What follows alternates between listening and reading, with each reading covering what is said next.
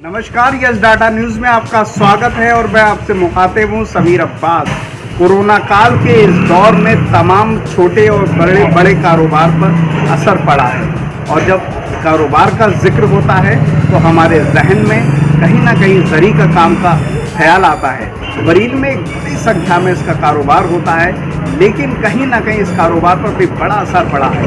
ये तक माना जाता है कि घर में रहने वाली जो महिलाएं हैं, लड़के हैं, वो अपना पूरा दहेज इस कारोबार की से बना लेते थे और उससे हासिल करती चली जाती थी। लेकिन जो एक्सपोर्ट है, जो आयात होना चाहिए, और आयात और निर्यात जो दोनों चीज़ें हैं, उसमें कहीं ना कहीं कमी आई। खरीदने वालों की संख्या में कमी आई, शादी ब्याह रुक गए, इस वजह से भी कहीं ना कहीं असर पड़ा। इसी बात को लेकर मैं बरेली की जो सबसे बड़ी मार्केट है सैदाना पर है, इसकी जरी की, वहाँ पर ही मौजूद हूँ। मैं सबसे पहले पूरा नज़ारा दिखाना चाहता हूँ। चारों तरफ का ये एक दुकान है और दुकान के बाहर भले ही लोग हैं, लेकिन इसमें ग्राहकों की संख्या बेहद कम है।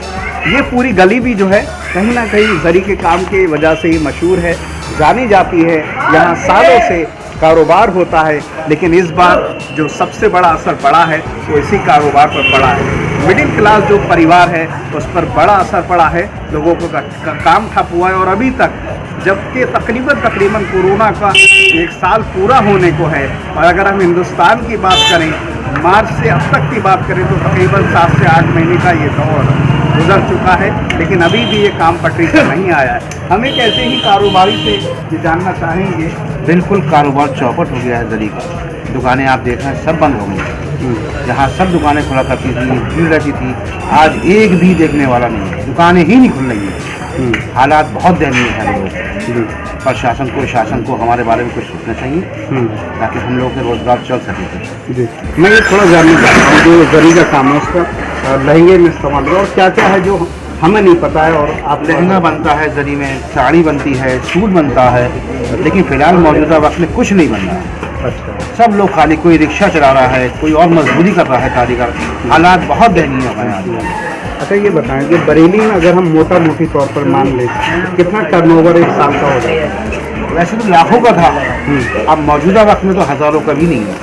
अच्छा, प्लस माल इतना महंगा हो गया है, ये तो चाइना का माल आता था सारा, वो माल इतना महंगा हो गया है, दिखने में आता नहीं है। कारीगर परेशान है, लगाए तो लगाए कहाँ से लगाए? पैसा है नहीं आदमी पास, गवर्नमेंट को सपोर्ट नहीं करती हम लोगों की, जाए तो जाए कहाँ हम? कोई सरकार से आपकी मांग हो जो हम उन तक पहुँचा सकें? सरकार की हमारी यही मांग है कि हम लोगों के बारे में कुछ सोचे, कोई ऐसी स्कीम निकाले जिससे कि हमारे कारीगर जो लोग हैं, जो दुकानदार लोग हैं, कुछ थोड़ा कारोबार चले उनसे। क्योंकि हमारा कारोबार एक्सपोर्ट भी होता है और शहर में बिकता है, अपने बॉम्बे है, दिल्ली है, हैदराबाद है, लेकिन इस वक्त ट्रेनें ना चलने से कोई व्यापारी ही नहीं आ रहा है। जब व्यापारी नहीं आएगा तो बिकेगा कहाँ माल? 10-12 साल हो गई मुझे काम करते हुए। इस साल तो बिल्कुल बंद है काम पूरा। अच्छा, हाँ, बिल्कुल नहीं चल रहा। आज तो साहब बिल्कुल नहीं कमा पा रहे हैं, बिल्कुल खाली बैठे हैं। इससे पहले तो 400-600 रुपये का काम हो जाता था, लेकिन अब बिल्कुल नहीं कमा पा रहे हैं। तो सब्जी बेचे हाँ, सभी कम बंद है। अच्छा, मतलब कहने का यही कि खरीदार ही नहीं आ रहे तो बिकेगा? हाँ, बिकेगा कहाँ? खरीदार बाहर से आ ही नहीं रहे हैं कहीं। अच्छा, हमारा भी माल नहीं बिक रहा है, इस चक्कर में हम बना भी नहीं रहे हैं। हिंदुस्तान में जो भी कारोबार होता है वो महज एक इंसान से नहीं होता है, उससे जुड़े हुए लाखों लोग होते हैं और ज़र्रे से ज़र्रा मिलकर एक पूरा समंदर तैयार होता है, कतरे से कतरा मिलकर एक समंदर तैयार होता है और वो हज़ारों लोगों की जो गले की प्यास है वो बुझा देता है। जाहिर सी बात है, इससे जुड़े हुए लोग हैं, कारीगर हैं, उनका काम यही था कि वो रोज़ कुआं खोदते थे, रोज़ पानी पीते थे और अपनी ज़िंदगी को बसर करते थे। लेकिन बरेली में ये कारोबार जो जरी का है पूरी तरह ठप हो चुका है। ये जो जरी का है, लहंगे का काम, पूरे हिंदुस्तान ही नहीं बल्कि पूरी दुनिया में जाता है, लेकिन कहीं ना कहीं टैक्स भी एक बहुत बड़ी मार है जिस वजह से असर पड़ा है। जाहिर सी बात है कि लोग खरीदार नहीं मिल रहे हैं। जब खरीदार नहीं मिल रहे तो बिकेगा क्या? जाहिर है कि उनका काम जो वो पुश्तों से करते आ रहे हैं, 40 से 50 साल हो चुके थे, और आज जो सूरत हाल है उसको लेकर कहीं ना कहीं बुरे हालात उनके सामने आ चुके हैं। यहाँ पर आप देख सकते हैं, ये वक्त वो वक्त है जब ये खुला रहता था और तमाम जो खरीदार हैं जरी के, वो लेने आते थे लहंगे और एक लाइन लगी रहती थी, एक बेशुमार लोग आते थे। लेकिन कहीं ना कहीं कोरोना के असर के बाद तमाम चीज़ें ठप हो चुकी हैं और छोटे और बड़े व्यापारी नहीं आ रहे हैं। भारत से बाहर भी जाता था, लेकिन इस बार हिंदुस्तान में ही खरीदार नहीं मिले।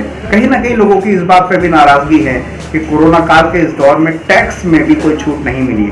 मैं आपसे ही जानना चाहता हूँ, कितने सालों से आप ये काम कर रहे हैं? ये तो मैं 50 साल से लमसम ये काम कर रहा हूँ। अच्छा, आपने कभी इस जो दौर ये चल रहा है जी ऐसा दौर कभी नहीं, ऐसा दौर कभी नहीं देखा। अच्छा, कहाँ कहाँ आपका जो माल है सामान है? ये सामान मेरा दिल्ली जाता है और बम्बई जाता है, मगर अब ना ही दिल्ली के व्यापारी आ रहे हैं ना ही बम्बई के, कहीं कोई व्यापारी नहीं आ रहे हैं। कारोबार बिल्कुल ठप पड़ा है। अच्छा, और ये और मुझे थोड़ा सा बताइए कि टैक्स जो लगता है इसका, क्योंकि अब तो जीएसटी के दायरे के बीच में आ गए तमाम, इसमें किस तरह की सहूलियतें 8 महीने में आपको? नहीं, इसमें कोई सहूलियत नहीं मिली, कुछ नहीं मिला, और यहाँ तक के मजबूर होकर हमें अपनी फर्म बंद कराना पड़ गई।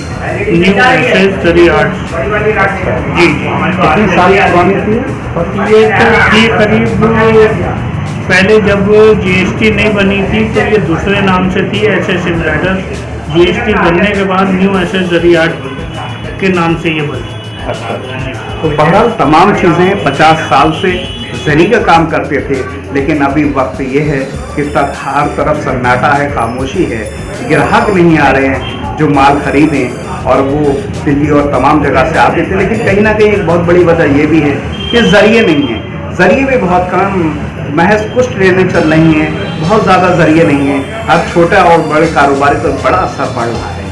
ये जो शटर पड़ा है इस बात की दलील है कि कहीं ना कहीं इस कारोबार पर बड़ा असर पड़ा है। फिलहाल इन तमाम बातों के साथ मैं समीर अब्बास, कैमरामैन सत्तार हुसैन के साथ, यस डाटा न्यूज़।